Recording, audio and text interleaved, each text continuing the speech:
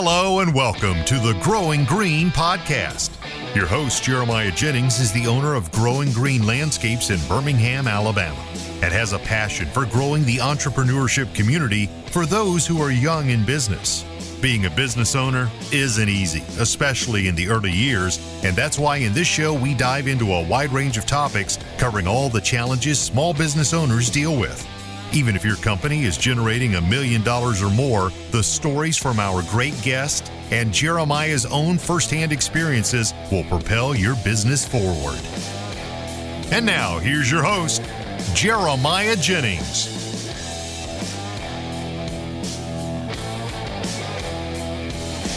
What's going on, everybody? Thank you so much for tuning in to us today here on the Growing Green podcast. This is your host, Jeremiah Jennings, and I am so excited to come to you with another fresh new episode and a great guest interview. I am a big fan of guest interviews. We've done a lot of solo shows recently just because it's hard to get people on the show. It's hard to get schedules aligned, all that stuff this time of year, just spring rush to spring rush. But we have a great guest interview on, and I've teased this one for a minute, but we have LeRoy Mains on with us from Brilliant Borders in Clive, Iowa. Is that right? Did I say that right? It is, yes. Clive, right. Iowa. That's awesome, man. Well, I know you're outside of Des Moines. I just saw that. I saw that on your listing. I was like, I'm going to say Clive and see if I can get it right. So be real specific. But, man, thank you so much for coming on the show today. We had the opportunity to meet at LAL this past year, and that's Launch Academy Live. For those of you that maybe not know about that, it's Brian's event up in Michigan there, but we got the chance to meet and talk there for a few minutes, and I said, LeRoy, let's get you on the show, and 6 months later, here we are. So, man, I appreciate your time, first off. Just appreciate the time, carving out time in your day to do it. But I don't want to waste any time. I want to hear kind of your story, your backstory. What is the process looked like of building Brilliant Borders, and then we'll dive in and go a long ways with this, I'm sure, and we'll dive into some good things. But, man, just what's your backstory, man? Walk us up to how you got to where you are today. Brick by brick, day by day is how we got here. Yeah. Man, it's really been a process. And I think back of how we started our business and where we are today. And man, never in a million years did I ever think we would be where we're sitting at today. We're extremely grateful for where we're at, extremely blessed with where we're at. We've worked really hard to get here. So Brilliant Borders actually started. It was started by a friend of mine named Brent Appledorn. I didn't even know the guy when he started the company. He started it just doing the decorative concrete edging that we still do today. He named the company. He actually was a guy that sold financing for cars.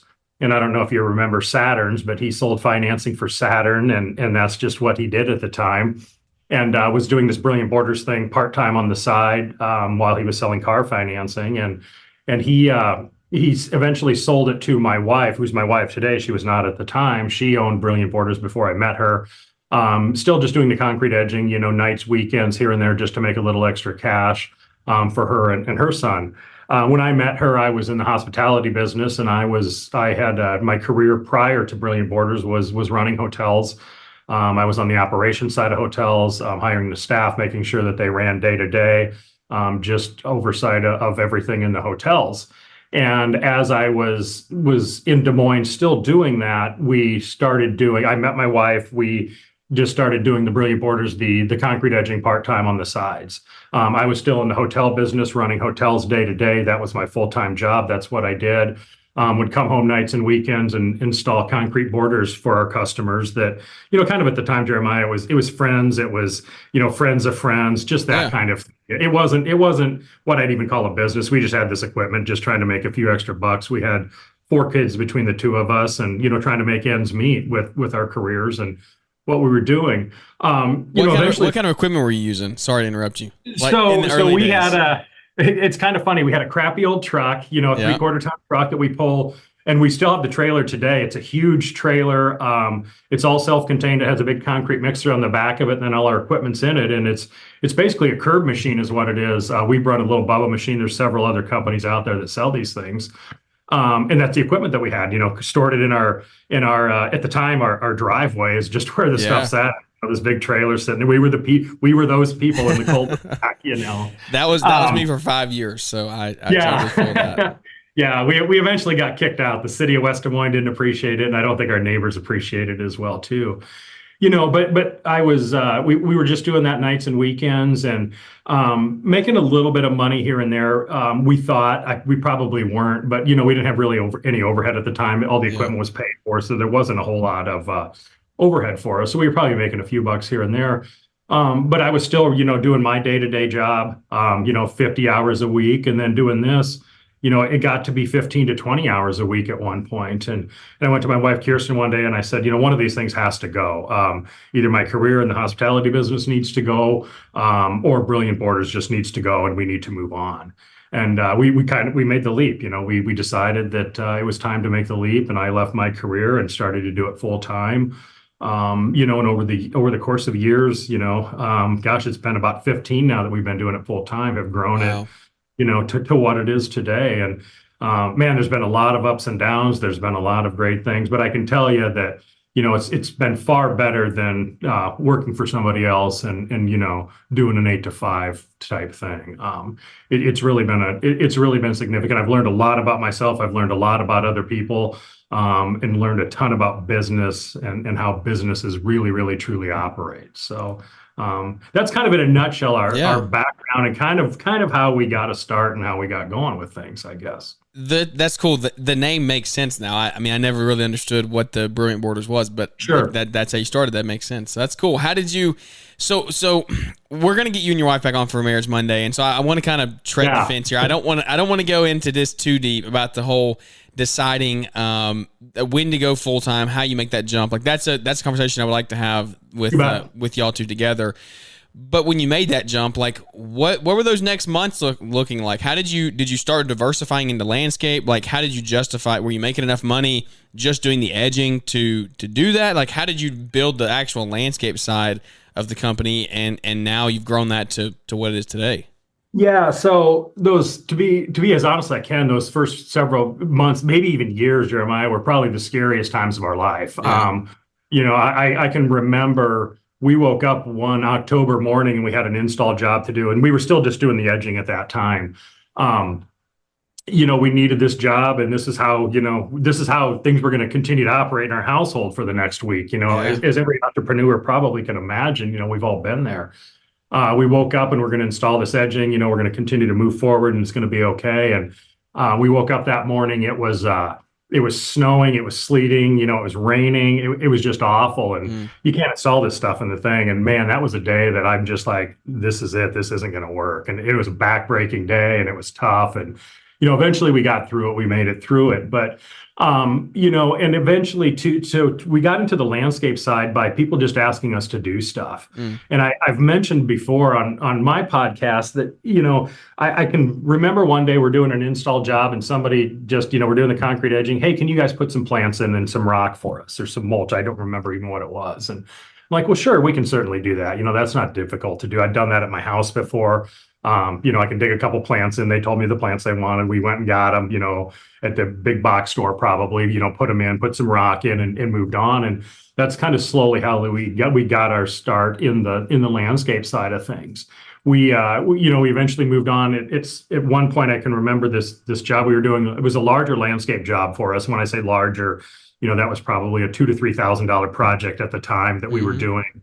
And the woman that owned the home asked us if we could put a patio in for us. And I said, well, sure, that's not a problem. Mind you, I had no idea how to put a patio. I'd never put a patio in my entire life. And she wanted a concrete stamp patio of everything. Wow. I just be a regular patio. So yeah. So I'm really good at saying yes to stuff that I shouldn't say yes to.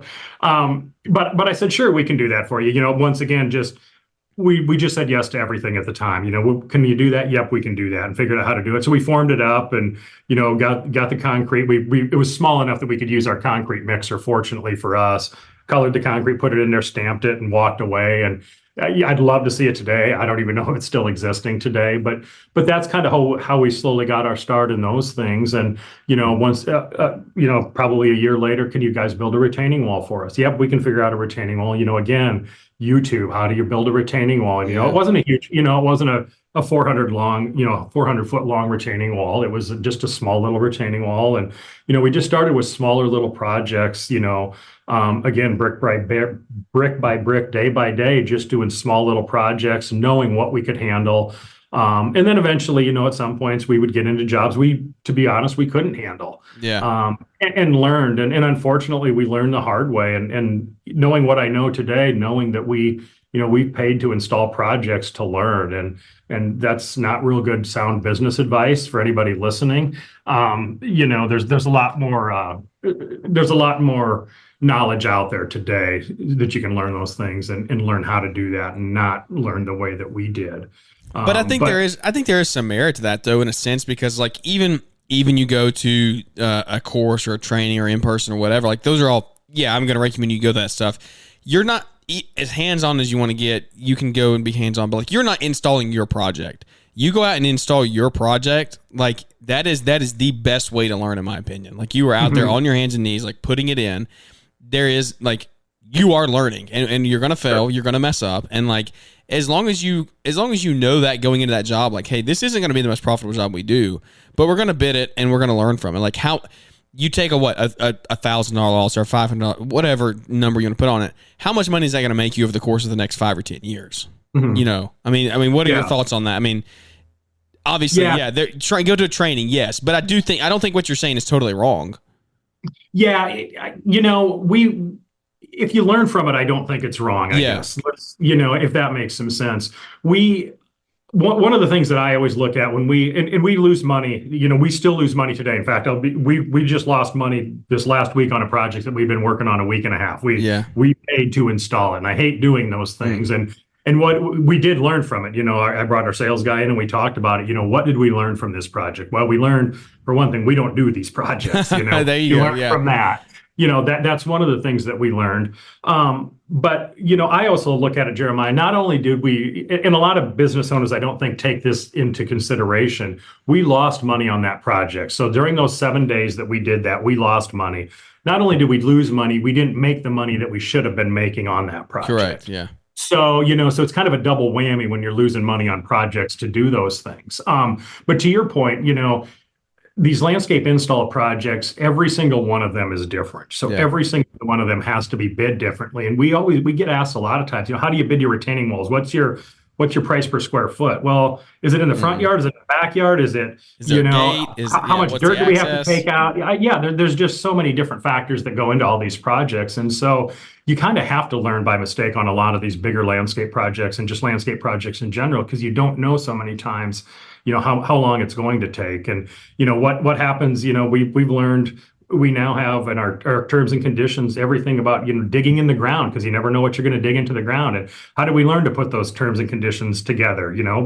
By doing something stupid and not having something in there that probably someday cost us some money at one point. And we've learned a lot from just being dumb or stupid or whatever you want to call it and not knowing any better. And that's what's taught us quite a bit about things. And some guys don't have to learn those things the hard way so much, but there is stuff that, to your point, that I think you're just going to have to learn by just getting in, doing the projects and learning, man, we probably shouldn't have done that. We need to learn from that and move on. And those times, I think when guys learn from those things, they can be the best learning experiences that you can have. I think it's only a loss if you don't learn. I preach that. Like, if it's only a failure or a loss if you don't take anything away from it. Like, if you lose money on a job but you learn, hey, I'm never going to do this again, or this is how we're going to do it better next time. Like, to me, that's a win. Like, I mean, it's a. Do you want to lose money? No, but like, I figured this out, and now I'm going to take this $1,000 loss and make $100,000 over the next 10 years with it. Like, sure, you can take that and multiply it. And so that's kind of. I don't want this to scare guys from taking on new projects, because, like, man, just estimate the right way. Get some type of software, get an element, get it synced up, get some type of software where you can actually budget and estimate, put in your hours, put in your costs that are involved with the job, like all the things that go into that, your overhead, and fluff your hours a little bit. If you think it's going to take you're figuring it out, like, fluff your hours. Like, there's ways to avoid losing as much money nowadays. Because I guarantee you, when you were starting and losing money, you didn't have all the softwares and stuff that you have now that you probably needed back then to help cover those things. You weren't Oh, we accounting didn't for have anything. overhead. Yeah. It's so funny you mentioned that because I was just thinking as you were talking about that, I was like, how many times did we let our competition dictate our price? Exactly. Yeah. And guys still do that today. And even Yep. today, we sometimes, we get stuff that'll come across my desk and, well, this is what they're paying now. And I'm like, I look at it for a second, and then it's like, wait, I don't care what they're paying now. Exactly. This is our stuff. And to your point, we didn't know our numbers in the beginning. And, Yeah. I come from a business background and I know business, and I know better than to not know our numbers. But I don't know if I thought my business was different, if I was just too scared to know any better or too scared to not know those numbers. But, when you don't know those numbers, you're going to lose money. You're going to lose money on those projects. But if you have that software, if you have Element, you have Synced Up, you have Job, or whatever your software is that you're running, and you can recover that overhead, and you understand those things, the chance of you losing money are far, far less than they are without some of that software. So 1,000,000%. What does Brilliant Borders look like today as far as like team members, your staff, revenue, things like that? As much as you want to share, and then I want to kind of go off of that. Sure. So we've downsized just a little bit. We a couple of years ago we kind of we'd really been hitting the gas, and when we grew ourselves into a pretty big company, in a short amount of time, and we had no systems in place. We had kind of a mess on our hands, and so over the last 2 years we've really downsized. I shouldn't say really downsized, but we've downsized our company just a little bit. And in this year, we're hitting the gas again. And this year, we're going to finish. We should do about $3.5 million in revenue. Profit margin that is a phenomenal profit margin. I'll just leave it at that. That's what matters. We run extremely lean. We run extremely profitable, and I'm extremely proud of that, the way our team runs it. We have 22 team members on a full-time basis. We'll bring a couple of extras, part-time guys in for the summertime. We have 2 salespeople. We have a production manager that runs most of our production on a day-to-day basis. Our 2 salespeople are assisted by a sales assistant that answers the telephones for us every single day. And then my wife and I kind of oversee a majority of the day-to-day operations, and we both have our little niches that we do in our business. She kind of runs a lot of our front end stuff, and I run a lot of the production and the numbers type of stuff in our business today. We send out 4 landscape crews every single day that do strictly landscaping. 1 crew that does strictly hardscaping every single day. That's just what they do. They've done it for years, and those guys are amazing. We have another crew that's kind of a byproduct of a landscape crew and a hardscape crew. They can function either way. This day and age, they're doing a lot more hardscapes. We've been pretty fortunate in our hardscapes division this year that we're running 2 hardscape crews every single day. That's awesome. And then we also have 2 landscape crews that go out every single day as well too. One of them just does softscapes, bullet edgers, limestone edging, those types of things. And then the other crew will run full landscaping, but they do all of our concrete installation, our concrete landscape installs as well too. So do you do any mowing? Yep, we do send a mowing crew out as well. So they're a Okay. 5th crew that we send out as well too, a mowing crew. 2 guys will pick up a third guy will get picked up on that. My son Carson Okay. mows for us in the summertime when he gets out of school. So here in another month he'll do it. We do have a director of snow and lawn. And he's now the 3rd guy on that crew, and then he also runs our fertilization and weed control and does all of our maintenance and fertilization. So that is really growing into a position that we're going to have to add an additional crew on that. We're really, really lean on that crew right now. So that's as we're building it, and that's kind of one that we really took a bite out of over the last couple of years that I talked about, and really stepped back from it because it was just a mess. We didn't have the right people running that department for us, and really took a step back. So that's one thing that we really need to start growing as well, is our mowing side of things too. So that's amazing. So you and your wife are you're not literally like laying pavers, but you're hands on in the company as far as the office side goes and the production side and things like that. 100%. We are in the office every single day. Yeah. She's, and we have a lot of other stuff going on. We're in the process of doing some stuff on a new facility that we're building for Brilliant Borders. So, we've got some of that stuff. I've got obviously a podcast that I do as well too. Yeah. So yeah, but we're both in the office every single day doing our thing. And, this day we get to work on our business rather than in our business. Yeah. Which there's a difference in those things. And we're grateful that we get to do those things. It's really changed our perspective on our business, where we're going.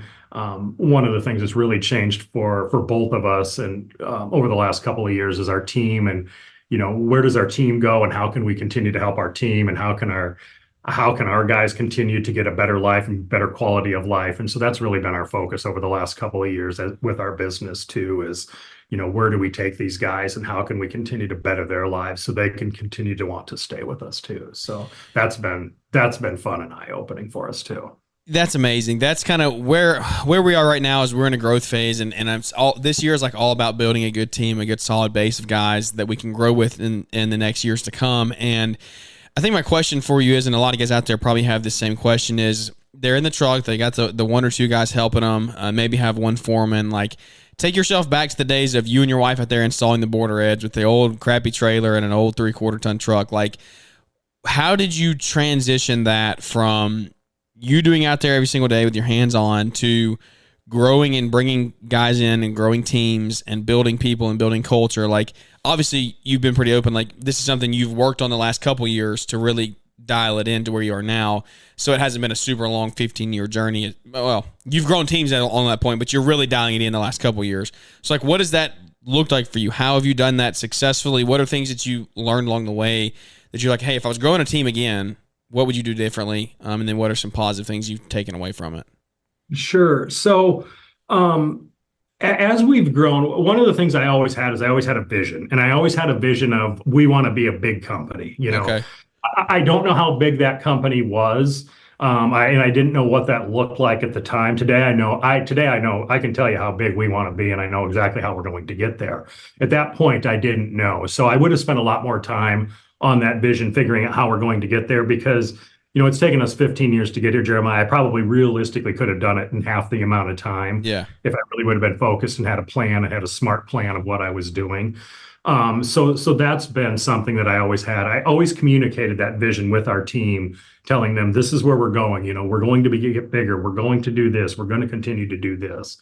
And another thing I did is I always tried to hire the right people. I didn't always hire the right people, but I always tried to hire the right people. The people are going to make the difference in taking your company from one level to the other. I don't care what anybody says. It's going to be the people that will get you from one level to the next level, to the next level, to the next level. You can't do it yourself. And I learned along the way that you can't do it yourself. I thought I was going to be able to do it myself. I thought I was going to be able to know everything that happens in my company every single day. And what I learned along the way is I have to be able to hire the right people and trust those people to make the correct decisions for my business. And when I can trust those people and give them the freedom to make the decisions for my business, they flourish if I just get the hell out of the way and let them do that thing, if I've hired the right people. That's made all the difference in the world to us, if that makes any sense at all. Oh, it makes a lot of sense. Finding that right person, like, was there a time, like, think of your best hire, your first best hire. If you can think of that, like, still working for me today. Still working for you today. That's awesome. Absolutely. So when you decided to make that decision, you probably spent more money than you had spent on a person before. I'm 100%. Guessing. You probably gave them more guarantee as far as job throughout the winter, like that type of stuff. What did you take on? I mean, yes, you obviously did take on risk, but like, did you take on extra risk because you knew this person was the right fit for you? Did you? I did. Like, what did that look like? Because I think guys get caught up in like, oh, I don't have the money to hire. I don't have the work to hire. Like, I can't afford this. I can't afford somebody this good. Yeah. And I'm like, you can't afford not to if you have the chance to hire an A+ employee. Yeah. So what happened is Armando, and I talk about Armando a lot. Yeah. I've heard you talk about him before. Our business in our day-to-day stuff. And Armando's our production manager today. And Armando walked into our office one day. We'd been looking to hire somebody to help with our hardscapes. And that's kind of when we just got our start with hardscapes, and we'd hired a guy that was average at best. He was just doing okay. We were paying him what was under I shouldn't say under the table, but under what he should have been paid for his skills at the time. He was a guy that could do some stuff. He wasn't great, but was okay. And so I think I was trying to get another person in there at $15 an hour, I believe, at the time. Maybe it was 16, something along those lines. And this guy named Armando walked in, and I'll never forget it. He walks in and he says, "Hi, I'm Armando. This is Sergio. They're two brothers." And I said, "Okay, what can I help you guys with?" "Well, we want to apply for the job, blah, blah, blah." And they'd worked for Perfect Cut before, which is a big player in our community. Worked for another company called RJ, which is another big player in our community. And I believe one other big company in our community, so they've been doing this their entire life. So I immediately knew these guys knew how to build hardscapes. And so I got them into my office and we talked for just a little bit. And then, the question came, what are you guys looking for wages? And they just, without hesitation, $20 an hour is what we have to have. And I'm like, whoa, this is 25% more than I'm anticipating paying for this position. I can't afford this. I can't do it. And for some reason, whatever out of my mouth, I'm just like, okay, let's do it. And took the risk. And I think Jeremiah was probably naive and not smart enough to know what I was really getting myself into. And I kind of promised him the world that, we're going to do this. We're going to build hardscapes. And when you started to go, what ended up happening is what changed our business is I immediately felt like I had to go get work for these guys to do. Yeah. And that changed my business. And that's how we started to grow our company. I made promises to these people and we started to do it. And we started to get hardscape work, and we got hardscape work. We did great hardscape work, and then guess what happened? We got more hardscape work. Yeah. That process just started to repeat itself. And so the point I'm getting at is, without those two guys walking in my door that day, our hardscape business would not have taken off to where it probably is today, because we would have hired somebody that did average work once again, and our company would have continued to remain average. So, and you wouldn't have paid at that time, you would not have paid a premium rate. No. Yeah. If somebody would have walked in at $15 and said they could do hardscape work 2 hours before those guys, my company would be changed today. That's because I would have hired the guy. I would have hired that guy at $15. And to think back to that day, it's like, holy cow. And so today now we have core values in our company. We have missions in our company. This is what we're doing, and we hire based on those principles alone. And so if we're hiring based on those principles, and we're asking the correct questions in the interview process based on who we're hiring for, we can tell fairly quickly if they're going to meet our core values. And if they meet our core values, they're going to be a great fit for our organization. So and today, if I get somebody that comes in and I interview them and they have those core values, we will hire them without a position, because we know that they're going to fit into our company. And they're going to do a phenomenal job for us. And we're going to take them along for the ride with us, because we'll find a position for that person, because we can sell more business based on what that person does. Just is hiring the right person is so significant to building your business. I love that we're hitting on this point. Yeah, it's critical. How long ago did you get your core values and your mission statement, those things like really dialed in and like they're concreted in stone? Like, this is what we're working for. This is how we're going to hire. 3 years ago. So 3 years ago, we started working on them. Just last year, we completely got them dialed in to where they are and what they are today and where we want them today. Because it's been a process. It's been moving. It's been something that it's just been a moving target for us, and we didn't know, who we were going to be. Our business has changed over the last 3 years of where we were to where we are today. And so those have continued to move, and my values as a person have changed. My wife's values have changed. We've changed our values as far as what we want to do for our team members, especially over probably the last 4 years, I would say. There's a lot that's really happened in our country in the last 4 years. And so we've really started to make some changes, and we're trying to make it to where our team members can live and have a livable wage working for our company. And so we tried to make some of those changes. And so we based a lot of our core values around that kind of stuff as well too. I want to come back to that, talking about livable wage. Don't let me forget. If I try to end the show and don't, let me write it down here. Yeah, if I try to end the show and don't talk about the livable wage, that's a big term, and that's something that is completely missed in our industry. Yeah, it is. So you got your values figured out 3 years ago. You really got them dialed in here now. How many people roughly have you hired in that time span? So roughly in the last 3 years, probably 12. What has that process been like versus the prior 12 years in business? And let me tell you this: since we've really got them dialed in the last 2 years, 4. Okay. So if that tells you anything. Yeah. What is that process? The difference in the last 3 years versus the last 12 years, like as far as are you keeping really, are they the right people? Are they sticking around? Because I believe that, and I was having a conversation with another guy about this the other day. Once you have this stuff written down and really set, like you have your vision clear, your mission clear, that's your vetting process right there. It's like, and you mentioned it earlier, like you can see whether you're a fit or not. So it's so easy. The core values, it just you can tell, right, you can almost tell by their resume, Jeremiah, if they're the right fit for you. When they come in, when they, are they on time? Do they show up? Are they presentable? Do they actually answer questions? One of the questions I come right out of the gate with, usually second or third question, is where do you see yourself in 5 years? What are your goals? And if they stutter on that and have no idea, that's kind of an issue for us typically, and they don't have to have it down to a T, but I want to do this, this is what I want to do.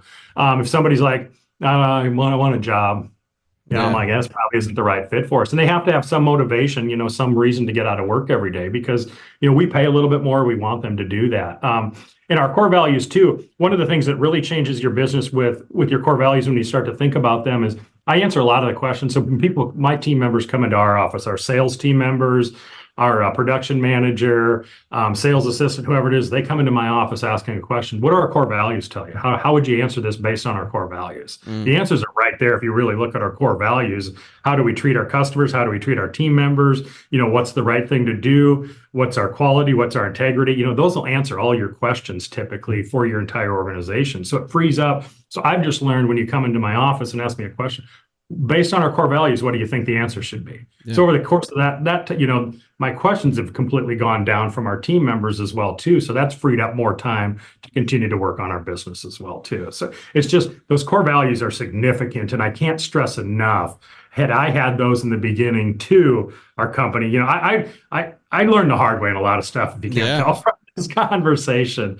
It would have been so much more significant. Our business would be so much more advanced had we put those in place, I believe, before. Do you have any advice or any tips that you would give to help people get those started? Because I feel like people think that's a big task, that's a big undertaking to like figure out your core values, your mission statement, your vision, like all the things that go with that. How did you do that? And do you have any advice on somebody just getting started, trying to get these things listed out? Yeah. What do you stand for, and what's your why? Why are you doing this? Why are you in business? That's an easy way to start. Yeah. What do you stand for, and why are you in business? Those are answer those questions to yourself and truly think about them. You're not in business to make money. If you're in business to make money, you're probably in the wrong business. Yeah. And I used to be in business to make money. At one point I was. And that certainly has changed today. But if you look at those things and start to wonder, who do you want your company to be, and where do you want it to be? Again, it goes back to, you have to have that vision as well too to set up those core values. If you don't have that vision of where you want to go and where you want to be, those core values are going to be awfully tough to figure out how to get you there as well too. So that's awesome. And I think that is a huge when I say it's a huge undertaking, it's so important. That's what I mean by that. It's like, it's so important that you get these things figured out. We're in the middle of doing this right now, like getting ours kind of set in stone, and really being able to hire the right way, because we've struggled with hiring the last couple of years, and it's just, you get so burnt out on it. Like you hire the wrong people, it will burn you out of your business. I'm a firm believer in, if you're trying to work yourself out of the field and you hire the wrong people, and you're just constantly cleaning up messes or things like that will burn you out. And so, well, to your point, if you're hiring the wrong people, Jeremiah, you're always going to be cleaning up messes. Yeah. Yeah. It's just the way it is. If you're not doing that, you've got to hire the right people. The right people make all the difference in growth and in scaling your company. And I can't stress that enough. It's crazy, but you have to figure out, you can't just wake up tomorrow and say, I'm going to start hiring the right people. What are the right people in your company? And the right people in your company may not be the right people in my company. Yeah. And we get a lot of times, and you may have had it too as well. We get guys that come into our company, and somebody will come into my office, or, somebody else will come into your office and say, hey, so-and-so used to work at this company, and he wasn't any good. He did this and this and this at this company. And I say, well, we're not that company. We operate a little bit different. Remember when you started here? Remember how you said, boy, this company's a lot different. Yeah. Maybe he's a better fit here than he was at that company.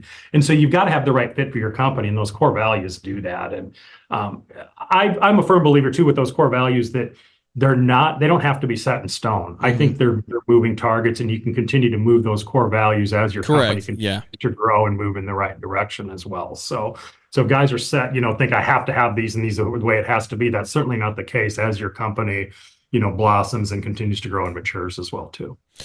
How have you grown, and answer as much of this or as little as you want, kind of the financial aspect, if you don't mind, like how have you handled money, leveraged money to grow your company? Because going from, I don't know how much revenue you're doing when you're doing it part-time to $3.5 million, like there's a big jump there. And it takes a lot of funds to do that. It takes a lot of fun. Your payroll is, God, what's your payroll? $15,000 a week now. Like it's, there's a big jump in that growth in business. And so it's like, how have you done that and actually stayed in business? If you don't, it's a super broad question, but I would love to hear just the feedback, like, because it's intimidating. It's intimidating for guys that want to grow. Like your payroll costs every single week goes through the roof compared to what it was when it was you and a guy. And so like, how do you do that and how do you maintain that through the growth process? A big part of it is going back to knowing your numbers and having that software. There's software out there that's a whole hell of a lot smarter than I am that can tell me numbers and can do those things. And so get some software and make sure you know your numbers if you're going to start to grow your company and do those things. Payroll is a huge number. Payroll is a big number for us. It's the biggest number we have in our entire organization. Insurance is second. It's just the way that it is, and it's the way that it is in most companies, especially in the service business, because you have to have those team members to do that. I used to be a pretty big advocate on no debt. I have changed that since I've grown our business. Landscaping side of things, especially, we have several skid loaders. We have in the snow business, we have a couple of bigger end loaders. We own all those pieces of equipment because our people have told us to. But we've taken on some debt doing that. There's been some scary times in some of those things. Now is not probably a very good time to be taking on debt, knowing what the economy is. When we took them on, they were giving money away. There was 0% interest for 718 years. Not that really matters, but we took on. We had to have take on some debt when doing so. Again, Jeremiah, there are softwares out there that you can calculate these things and say, I'm going to buy this loader for $80,000. You can put it right into your software, and the software will tell you, how much you should be charging for stuff. So. Again, you can figure out how to do those numbers, but that's been some things that we've done. And then we have come up with our CPA, and again, a good CPA will help you in this process of growing your company and telling you what you can afford, what you can't afford as well too.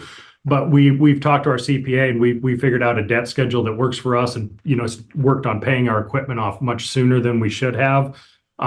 We have put stuff on shorter notes so we could do that, and what that in turn does then. We still have all this equipment that still has 7 to 8 years of life left on it, so we're able to actually continue to make those payments. So next time, then when we go to buy those pieces of equipment, it completely changes how we buy that equipment because we're able to start paying some cash for it or putting a pretty significant amount of money down on the things. So, we've had to take on some debt, and I hope that answered your question some. But we had to take on some debt. I'm a big proponent as well too, and some other guys will not agree with this, but we also have a lifeline, which is a line of credit through our local bank. We've occasionally used that. Typically, it's if we're pre-buying some stuff that we just don't want to use our cash flow up on. We'll have a line of credit. If we have a really, really super slow winter, and had to tap into that before, we've done that as well too. That's not the case anymore. With having a bigger business, we've managed that, and we figured out how to, reduce those ebbs and flows in cash with us. But having a line of credit with a local bank is big. And I will just say, having a local bank that you have a relationship with, if you're going to grow your business, is going to be significant. I didn't know that before, and I know today we have a great relationship with a great local bank today, and they've helped us tremendously in being able to grow our company. And what that looks like for us today is we need to go buy a new vehicle. We need to go buy a new loader. Hey, we're going to go buy this loader. Are you guys able to finance it? You good? Yeah. Okay, that's fine. We'll go buy the loader. Just write the check out of our account, and they'll put it back into our account the next day or the following day with whatever the case is. So there's some pretty good there's a lot of good things that come with having a personal banker and having a bank and a relationship that you can work with and doing that. And that's something that's not talked about that much. Everybody talks about an accountant or a bookkeeper or a CPA. Like everybody talks about that stuff in software. Nobody really talks about having a good banking relationship. That's really good advice. I haven't really. I mean, I have a local bank that I do some stuff with, but I don't even have that relationship, I think, to the extent of what I should. Yeah. So that's awesome. And when I say local bank, I'm not talking to Wells Fargo, a U.S. bank. I'm talking a small bank that you walk into and they know you by name. Yep. We go through the drive-through. They know our dog's name. When the dogs are in the car, that's the kind of bank that I'm talking about. They just pull your account up when they see your face. You don't have to give them a number. Yeah, they still exist out there. And we're at the relationship status with our bank that we send them our P&L once a year. They get our tax returns. They know all the ebbs and flows of our business, and it just makes them so much easier if we need any cash for any reason, whatever the case is.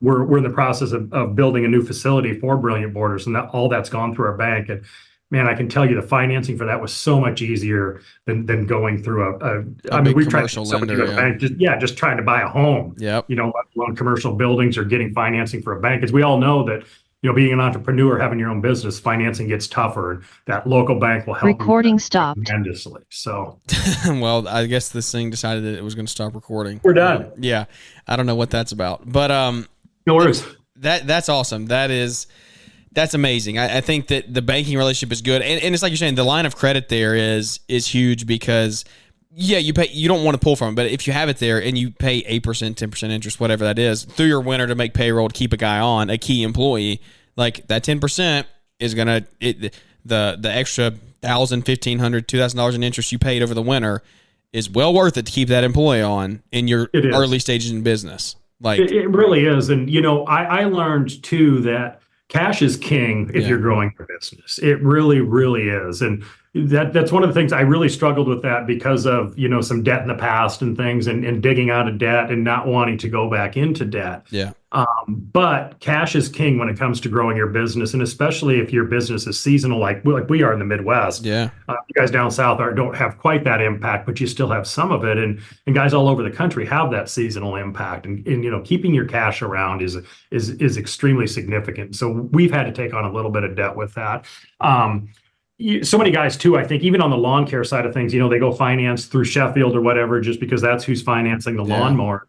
They give you 0%, and that's fantastic. It's great that they do all those things to get in there. But, local banks will help you out so much better, and you'll have a much longer lasting relationship and be able to do more stuff, I feel. They will care about your business. You're not just another number to them. Like once you establish relationships with them and like once they know that you have their trust, like they're going to have your back. I 100% agree with that. Our bank partners with us. Yeah. We feel they're a partner of our business. They want to see us grow. They understand that it's a working relationship and it's a win-win. We understand that they're making some money off us. They understand that we need them to continue to grow our business, and it just works together. And if we can find that common ground to move everything forward, man, it's just a win-win. It works so well. Two things, and then I'll let you go. I don't want to hold you much longer. The cash flow, you mentioned this and just blew by it. Cash flow is huge, and cash flow is what will make or break a company, especially during the growth phases.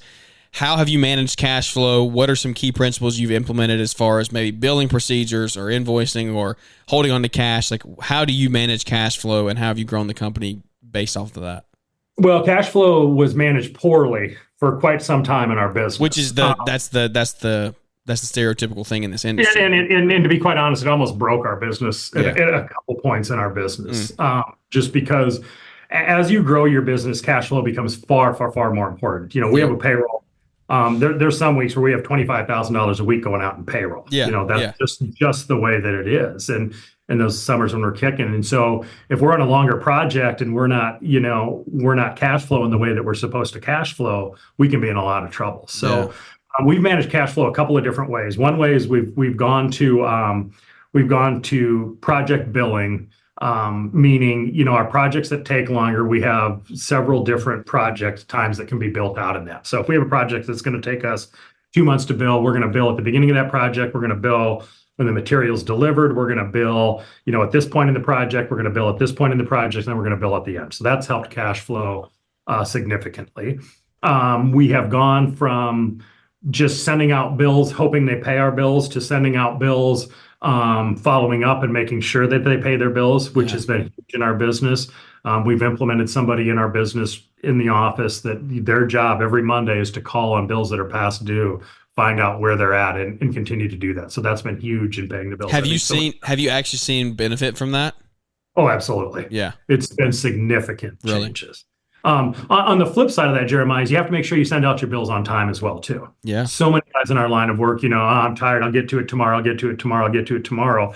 Well, 6 weeks have gone by. You haven't sent out a bill. So you go to bill everything. It takes a lot of those companies 30, sometimes even 60 days to pay. So you can have a 90-day lag in there. Yeah. So getting your bills out to people is extremely important. And like that will literally, shut your business down. Like you will go out of business. It does. I had a guy tell me once, he ran a printing company in town. And he was a jerk, man. He was just a jerk, but he ran a big printing company and did really, really well with it. And I was mowing his grass one day, and when we were newer, and we just mowed his yard. And he said, I haven't seen a bill from you in probably 3 weeks. And I said, well, I just haven't had time. And he goes, well, keep it up. You're going to have all the time in the world. And I didn't know what that meant. And I was driving away, and I was like, I know what he means by that. What he means by that is you're going to be out of business. And so you're going to have all the time in the world to do that. And it's so important to get those bills sent out on time. Another big key component to us with cash flow was we hired a CPA that does CFO services kind of for us monthly. Yeah. We have a sit-down meeting with him every single month via Zoom. He tells us cash flow projections, where we're at in our business, EBITDA, all those types of things. And so having a good CPA to help you through that cash flow is significant, I believe, as well, too. I think so many guys they're so good at going out, getting the work done, cutting the grass, putting in the landscaping. They'll send the bill out and just hope that they get paid for it. And guys, it's a job to get paid for your business. If you're not getting paid for the work that you're doing, you're going out of business. I hate to tell you that, but you are. Yeah. So those are the big things. Yeah. And cash flow is, and you're right. I probably skipped over it a little too much there, Jeremiah. It's so important in keeping your business running. It's because you sound like obviously you don't have it all figured out, but you're rocking, like you got it. You're firing on all cylinders, it sounds like. And so that's something that's not at the forefront of your mind anymore, but that is you to get to this point and where you are firing on all cylinders. It's got to be at the forefront of your mind. Like cash flow has to be. We had to fix the cash flow problem before any of this other stuff was possible. 100%. None of this was possible without the cash flow, because if we don't have the cash flow to say, I can't hire that guy that walks through the door thinking, I can hire this guy. We don't even have a spot for him, but I can afford to hire him because we have the correct cash flow and we've been putting money away, whatever the case happens to be. It's significant, and it'll cripple a business. That's good, man. That's good. If you really sit and think about it, if you don't have the cash flow, so guess what happened? Well, guess the first thing that's not happening. You're probably not maintaining your vehicles. Now, that doesn't need an oil change today. We'll wait on that thing. It doesn't need tires today. We'll wait on that thing. So your maintenance starts to go down. So that decreases the value of those things. So that's a looming problem 5 years down the road. You can't pay for your equipment, so you start to get behind on that. So your credit sucks. So you can't go get any new equipment. It's significant. It doesn't bury your company overnight. It buries it over the course of 3, 5, 7 years. Yeah. And it absolutely kill you. Yeah. That's it. There you go. There's nothing else that needs to be said. You got to fix cash flow. You got to get that thing top priority. Get you a bookkeeper, get you a CPA, and figure these things out. Going back to the livable wage thing, you talk about that's a key emphasis that you're putting for your team right now, really focusing on being able to pay them a good wage, a good living salary. How are you doing that? How are you increasing rates? Are you focusing on your revenue per hour? What are the metrics that you're looking at as far as how are you being able to pay them more money? Are you cutting in other areas? Are you charging the customer more? What are your focuses to be able to give back to your team like that? We're charging our customer more. That's all there is to it. We just charge our customer more. We are, if you would call our company versus 2 other companies in Des Moines, we will be the highest price most likely. Not by 50%, not by 30%, by 10% probably. So if it's a $3,000 job, we're gonna charge you $3,300 to do that job. Our guys show up in clean uniforms. We launder our uniforms for all of our team members. You do. We have a uniform program. So they're not ruining their own clothes. Has that been worth it? I'm sorry to interrupt you, but this is something we actually just went through, and I think a lot of guys could benefit from this. How has that worked for you? Have you seen true return on that? Do you think that's good? I want to hear your feedback because I'm actually looking at this right now. So it costs us probably 12 grand a year, 15 grand a year to do it. I will never go back to anything else. Really? Our team members look so good out there. They have gray pants, gray shirts. They have our logo on them, and then they have a hat. That's what you wear. There's nothing different. They can wear shorts, but they have to provide their own shorts, and they have to be gray. Yeah. It's been huge for retention for us. We have these guys doing all their hardscape stuff.